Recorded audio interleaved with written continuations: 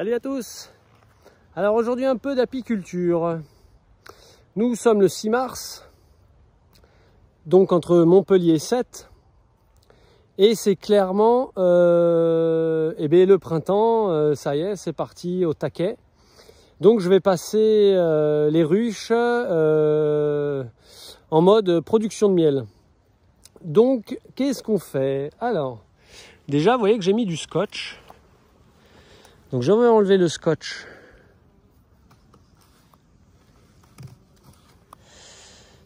Si j'y arrive avec ces gants.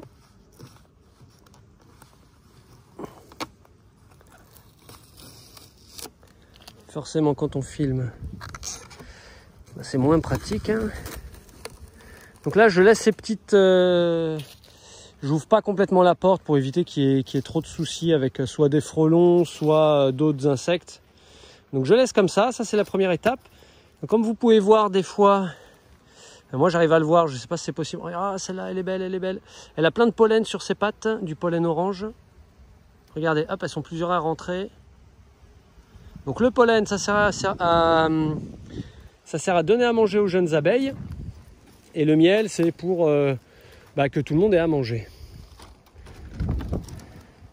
Donc je suis passé le 20 février et j'ai mis plus un cadre parce que j'ai vu que c'était tout plein. Tout plein. Donc ça c'est le mode hiver. Bon, ça c'est les isolants du toit. Voilà. Donc ça c'est le nourrisseur qui normalement est dans l'autre sens. Ça c'est le nourrisseur en mode hiver pour que ici cette cavité retienne de l'air et que le toit il soit bien isolé. Donc voilà, ça c'est le mode hiver. Où là vous voyez le pain de candy là dans le plastique, elles ont tout mangé et elles ont un trou, elles ont un accès. Donc là je vous raconte pas l'odeur quand j'ouvre comme ça. Ça sent au taquet le miel. Et donc pourquoi je fais ça maintenant, c'est que j'ai vu que tout était blindé quoi. Tout était blindé de miel, tout était à fond. Donc ça c'est une ruche assez douce.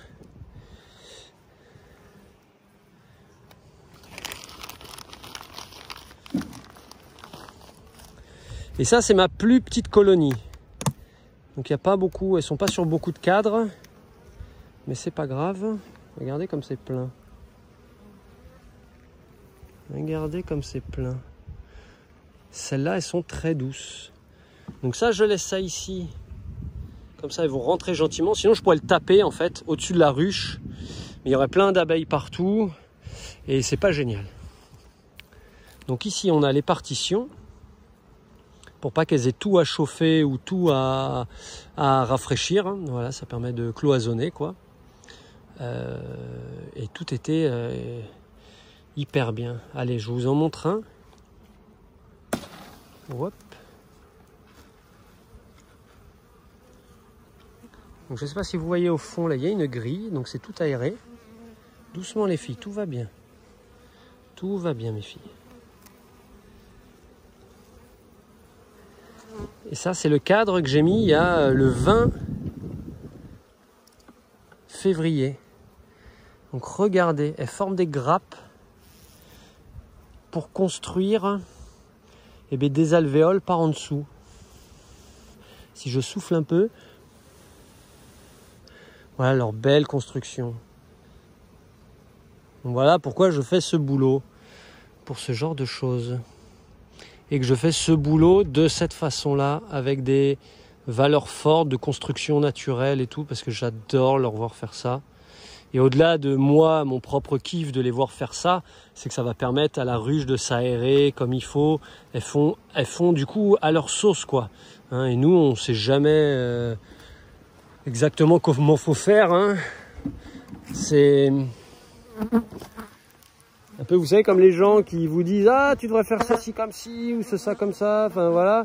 Des fois, on a envie de leur dire « Ouais, mais t'es gentil, mais si je fais ça comme ça, hop, les filles, tranquille. » Si je fais ça comme ça, c'est qu'il y a une raison. Elles, c'est la même chose. C'est beaucoup plus dur pour nous de savoir ce qu'elles veulent exactement. Donc, une grille à reine qui ne va pas laisser passer la reine. Comme ça, en fait, en gros, ici, c'est la maison avec les placards. la hausse, il faut imaginer ça comme le grenier. Donc quand les placards sont pleins, eh ben, on monte le surplus dans le grenier.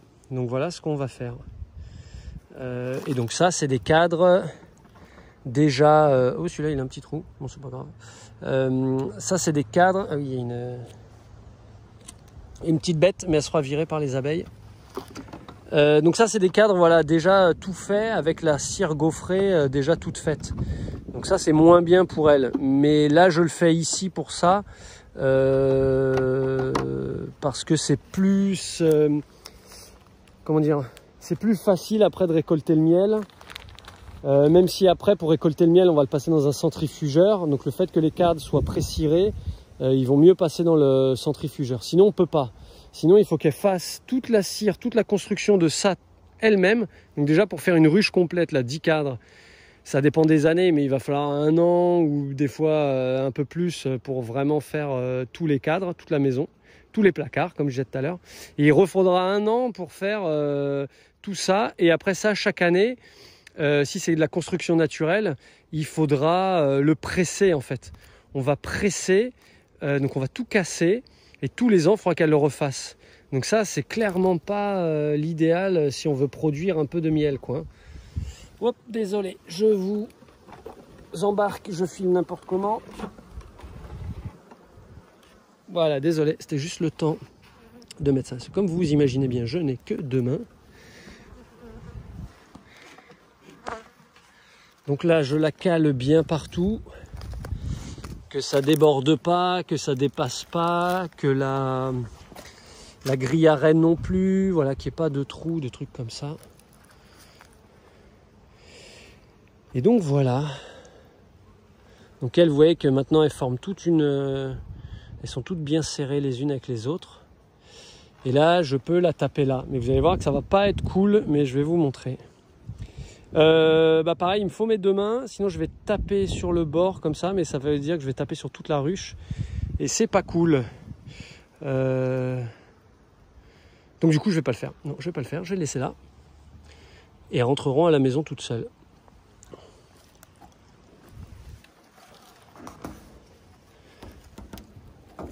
Donc, je remets le toit de la maison. Oh, désolé. Donc là, plus besoin de nourrisseurs vu que les placards sont pleins. Maintenant, ils vont aller remplir le grenier. Donc, maintenant,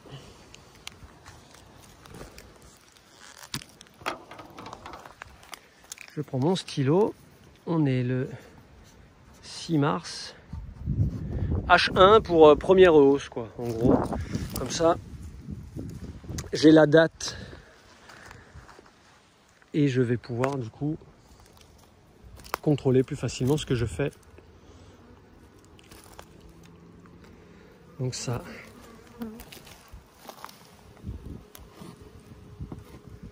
Voilà, je le mets comme ça leur fera une petite rampe d'accès, ça sera plus cool pour elle. On va essayer de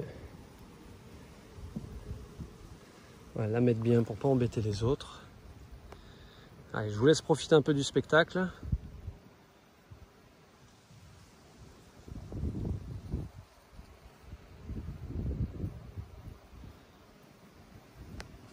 Voilà, j'espère cette année pouvoir produire du miel, déjà pour moi, pour nous la famille, et éventuellement à vendre un petit peu, hein, c'est le but de vendre un petit peu de miel, alors de manière voilà, très artisanale, hein. L'idée c'est pas d'être apiculteur pro et de faire des tonnes de miel, parce que les apiculteurs pro ils parlent en tonnes, hein.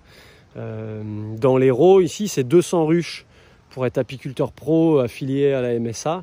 Voilà, 200 ruches, c'est du gros boulot, hein. Donc c'est forcément un job à temps plein. Et donc regardez, là elles sont en train de s'organiser. Alors il y en a une partie qui descend, pour l'instant elles ne savent pas trop. Et après elles vont se passer le mot et elles vont toutes aller monter.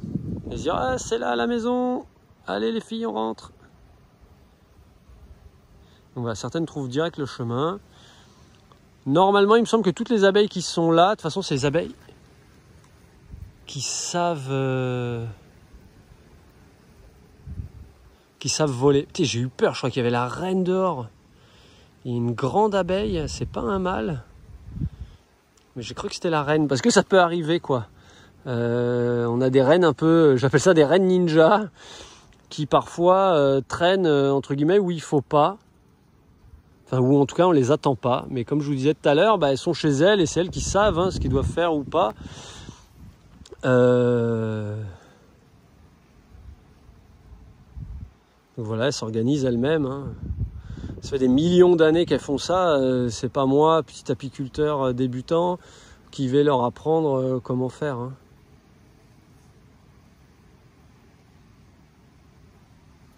Et comme je disais dans une précédente vidéo, ce qui est compliqué avec l'apiculture, c'est que même si on a 10 ans d'expérience, au final, on n'aura vécu que 10 cycles. Parce que chaque année, c'est un cycle différent, quoi. Et le printemps sera différent, l'été sera différent. Et à chaque fois, on a des tâches, alors même si c'est plus ou moins les mêmes à chaque fois, à chaque saison, mais c'est tout le temps des cycles différents, quoi. Et du coup, c'est ça qui est difficile. C'est quelqu'un qui a 10 ans d'expérience, il n'a que 10 cycles, quoi. Donc c'est pas énorme. Donc là, ça y est, j'ai l'impression qu'elles ont trouvé le truc, elles sont en train de remonter. Ouais, l'autre fois, j'ai une reine ninja, quoi. D'habitude, elles sont pas sur ce qu'on appelle les cadres de rive. C'est les cadres qui sont le long de la paroi de la maison, quoi, on va dire. D'habitude, elle est plutôt au milieu, quoi, à pondre et sur les cadres. Et les cadres qui sont vraiment le long des parois, des deux parois, là où j'ai mis du coup les partitions, là, les isolants. Et bien normalement, elle y va pas. Et là, l'autre fois, j'en ai vu, c'était tellement plein de miel qu'en fait, la reine, elle cherchait de la place pour pondre, quoi. Elle devait dire, les gars, laissez-moi des alvéoles, j'ai plus rien, je peux plus pondre. Donc c'est pour ça que j'aurais rajouté des cadres vite fait. Et du coup, des demi-cadres, comme vous avez pu le remarquer, c'était des cadres de hausse. Et du coup, elles construisent dessus, donc c'est très bien, parce que moi, je préfère qu'elles construisent elles-mêmes. Même si quand elles vont le construire, celui-là, il sera pas solide, donc il faudra y faire très attention. Mais celles-là, elles sont très douces comme abeilles. Sinon, j'aurais du mal à me tenir ici même, parce que vous voyez peut-être pas, mais cette main qui tient le téléphone n'a pas de gants. Donc je pourrais me faire piquer, mais elles sont très douces, très tranquilles, et ça se passe plutôt bien. Donc ça, c'est génial. Ah, ça y est, regardez. Certaines ont les fesses en l'air. Et là, c'est ce qu'on appelle battre le rappel. Et regardez comme toutes elles viennent. Donc ça, elles battent le rappel. Elles disent, c'est par là les filles, la reine est dans le coin, là, venez par là. Et donc ça y est, là, toutes les abeilles, elles remontent. Ça, j'adore voir ce genre de truc. Voilà, les insectes sont ni sales, ni débiles. Si nous, on était aussi intelligents et organisés, parce que l'organisation, c'est de l'intelligence, on aura beau dire ce qu'on veut, et bien une telle organisation, c'est forcément une intelligence, quoi.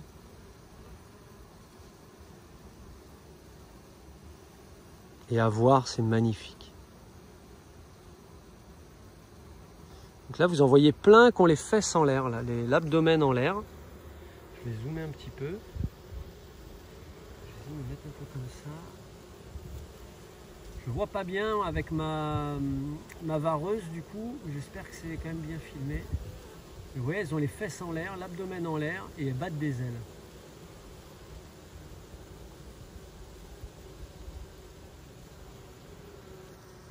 Et vous voyez qu'en peu de temps, toutes elles sont remontées, quoi. Donc là, on les voit remonter par ici. Certaines qui sont en dessous, elles remontent ici, mais la plupart, elles remontent par là-bas. C'est pour ça qu'on ne les voit pas toutes remonter. C'est génial. Et dès qu'on est près d'une ruche, ça sent le miel. Enfin, voilà, c'est à la fois très beau et très intéressant à regarder, mais à sentir aussi. Alors des fois, oui, on se fait piquer. Moi, je me suis fait piquer tout à l'heure. Première ruche que j'ouvre, j'avais pas mis les gants. J'ai même pas senti l'abeille me monter sur le doigt et elle m'a piqué là sur ce doigt. Mais bon, ça y est, c'est passé. Ça va assez vite. Enfin voilà, ça y est, le mode été, c'est parti. Je suis content, j'espère vraiment pouvoir produire du miel et pas reproduire les erreurs que j'ai faites l'année dernière. Mais voilà, quand on débute, c'est comme ça, on a beau avoir pris des cours, des ceci, des cela. Quand vous êtes avec un pro qui fait tout bien, où tout est bien installé, où les colonies les connaissent, etc., il connaît son environnement, eh ben, tout est plus simple et on se dit ah ouais, l'apiculture c'est facile. En fait non, ça demande des gestes techniques, enfin des choses techniques à faire ou à ne pas faire. Et ça demande surtout un grand sens de l'observation et du ressenti de l'environnement, quoi. C'est vraiment les animaux en général, mais les insectes en particulier, notamment les abeilles, sont hyper en lien avec l'instant présent, c'est-à-dire ce qui se passe, qu'est-ce qu'il y a comme fleurs, qu'est-ce qu'il y a comme eau. Voilà, tout ça. Donc ça demande d'être toujours bien à l'affût. Et peut-être que certains apiculteurs en voyant cette vidéo vont se dire mais t'es complètement dingue de mettre des hausses à cette période, c'est pas le moment, etc. Mais pour ici, là c'est le moment, quoi. Enfin en tout cas moi je le sens comme ça. Parce que l'année dernière j'avais un peu raté la mielée. Et cette année, on va dire je vais pas me faire avoir. Donc je préfère que ça soit un peu tôt. Parce que bien sûr il y en a qui vont me dire ouais mais s'il y a un coup de froid, etc. Déjà, là, un coup de froid, il va pas faire -5 la nuit, quoi. Si des fois on a du -2 pendant 2 nuits d'affilée, ce sera déjà pas mal. Et puis voilà, un petit -2, 2-3 nuits, c'est pas ça qui va tuer la colonie, quoi. Surtout que là, voilà, tout est plein de miel, il y a à manger, il y a tout ce qu'il faut. Donc voilà, elles vont... Enfin, je pense pas que ça soit un problème, mais je vous tiendrai informé là-dessus. Hein. De toute façon, vous le savez maintenant, enfin pour ceux qui suivent les vidéos régulièrement, je partage même les galères, quoi. C'est-à-dire que moi, j'ai pas de problème à dire que j'ai raté, qu'il y a eu un raté, que j'ai fait une erreur. Je pense que on apprend tout le temps et c'est intéressant justement pour peut-être certains apiculteurs amateurs ou des gens qui voudraient se lancer, d'avoir ce genre de retour, quoi. Parce qu'il y a beaucoup de gens qui font des vidéos que quand tout va bien, quoi, ils disent hey, regardez comme ça marche, machin. Que ce soit pour l'apiculture ou pour les lamas ou pour plein de choses, quoi. Moi j'aime bien parler des galères parce que c'est grâce à ça qu'on apprend. Nelson Mandela il disait dans la vie je ne perds jamais parce que soit je gagne, soit j'apprends. Et ça c'est un dicton qui est plein de sagesse, je pense que dans la vie, il n'y a pas vraiment d'erreur dès l'instant qu'on apprend de ça. Ça nous fait grandir en fait. Exactement comme quand on est enfant et qu'on tombe pour apprendre à marcher. La chute, ça nous apprend à nous relever, comme l'homme chauve-souris dans Batman. Hein, on dit souvent ça. À quoi ça sert de tomber? Ça sert à se relever. Mais surtout, tomber, ça apprend à garder l'équilibre.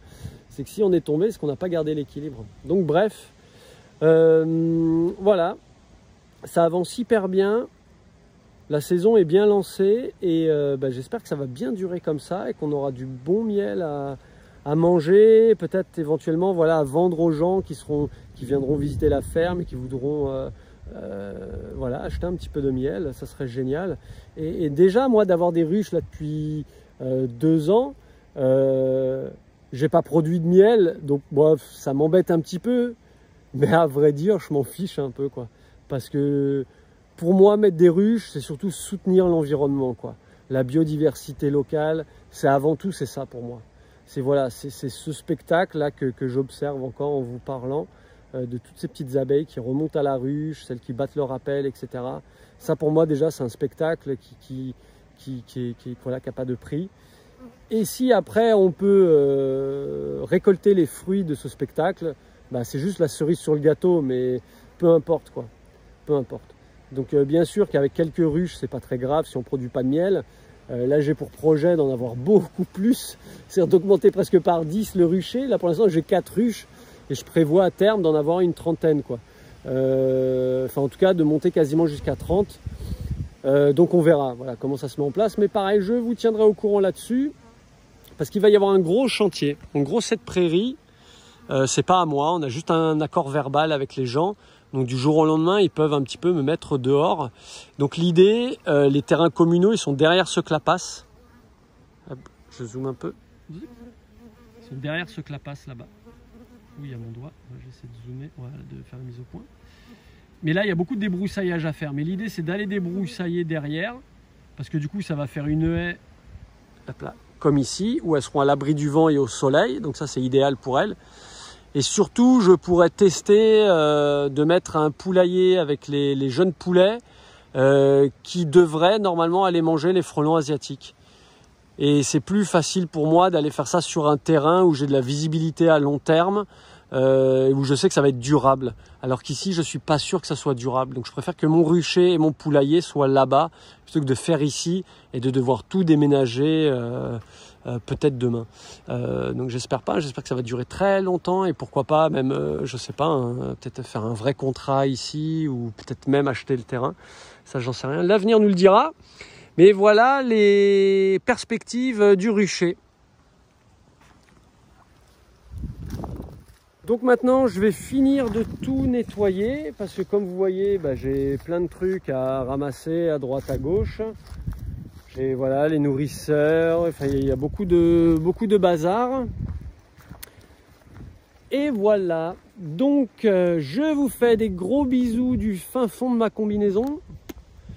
Et je vous dis à très bientôt. Bientôt on va reparler lama parce que c'est vrai que j'ai fait pas mal de vidéos là sur le débroussaillage, etc. Et c'est cool, hein, c'est une grosse partie du boulot. Mais bientôt, la mise des bas, l'apprentissage du bas. Donc comme d'hab, moi vous savez que je suis transparent, je vais pas vous mentir. J'ai déjà fait une première séance de bas avec les lamas, juste de leur mettre le bas sur le dos, sans chargement, sans sacoche. Ça s'est hyper bien passé, mais je vous en dis pas plus. Je vous fais une vidéo bientôt là-dessus, quand j'ai un peu de temps, parce que ces derniers temps, vous avez vu les vidéos, j'ai pas mal cravaché. J'ai encore beaucoup de trucs à faire, notamment de paperasse, pour officialiser les terrains avec la commune, faire le contrat de fermage, etc. Donc voilà, tout ça c'est en cours, mais bientôt des vidéos de ça. Donc regardez, ici on a donc les 3 ruches avec les 3 hausses, où pareil, j'ai enlevé les scotch, là on voit du bazar, mais bon voilà, vous avez compris, c'est les nourrisseurs. Voilà, là, nourrisseurs, partition. Donc tout ça, faut que je dégage. Là-bas, j'ai ma petite zone de stockage, pareil, où c'est le bordel. Donc il faut que je range tout ça. Et voilà, je suis hyper content. Ça se met en place, j'espère que ça va bien mieler et que voilà, on aura du miel à partager autour de nous avec des valeurs intéressantes, avec les gens qui partagent mes valeurs, hein, c'est-à-dire de récolter les fruits, mais sans être dans du productivisme à outrance, avec comment dire,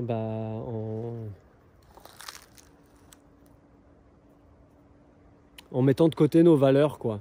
Je pense que quand on est monoculture, monoactivité, on est dans une production et du coup c'est plus difficile d'être en lien avec des valeurs fortes.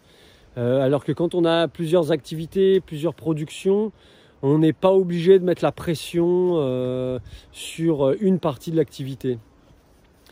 C'est-à-dire si je faisais que de l'apiculture, il faudrait que je mette la pression aux abeilles, et donc avec certaines façons de faire pour pouvoir produire à fond. Si je faisais que de la reproduction de lamas, que de la vente de lamas, il faudrait que je mette la pression aux lamas pour qu'ils fassent des petits. Pareil avec l'agritourisme, etc., ou la laine. L'idée d'avoir différentes productions, c'est d'être multi-activité, multitâche et d'être dans de la qualité. Enfin, moi, c'est ce vers quoi je tends. Et si vous suivez ces vidéos à long terme, vous verrez avec moi si ça fonctionne ou pas. Voilà, allez, j'arrête de bavarder parce que vous le savez, je tchatche. Surtout quand je suis tout seul, comme ça, tranquille, j'ai le temps. Voilà, enfin, je prends le temps en tout cas. Donc c'est pas tout le temps que je prends le temps de faire des vidéos, mais quand je le fais, j'essaie d'être complet, même si du coup des fois ça peut peut-être être un peu long. Mais voilà, c'est ma façon de faire. Comme vous le savez, je fais pas de montage, je fais pas de script. Moi c'est tout à l'impro. Et voilà, c'est comme ça que ça se passe ici. Donc voilà, comme ça c'est pas trop chronophage. Et regardez en même temps cette belle fleur qui va sortir bientôt. Voilà, et tout ça, c'est de la menthe sauvage qui était en fleurs toute une partie de l'année. Et là, on le voit, là, ici, il y a enfin voilà, c'était plein de menthes sauvages. Donc j'espère qu'elles vont repousser. On attend de l'eau bientôt. Ah, j'en vois une là-bas qui est ouverte. La fleur que je viens de vous montrer. Je ne sais pas ce que c'est le nom, si c'est des genres d'orchidées ou d'iris. Si certains connaissent le nom de cette fleur, je veux bien que vous m'éclairiez. Parce que voilà, je ne sais pas tout. Donc regardez comme c'est beau. une là, on en a une là, et il y a la petite sœur qui est en train de sortir le bout de son nez.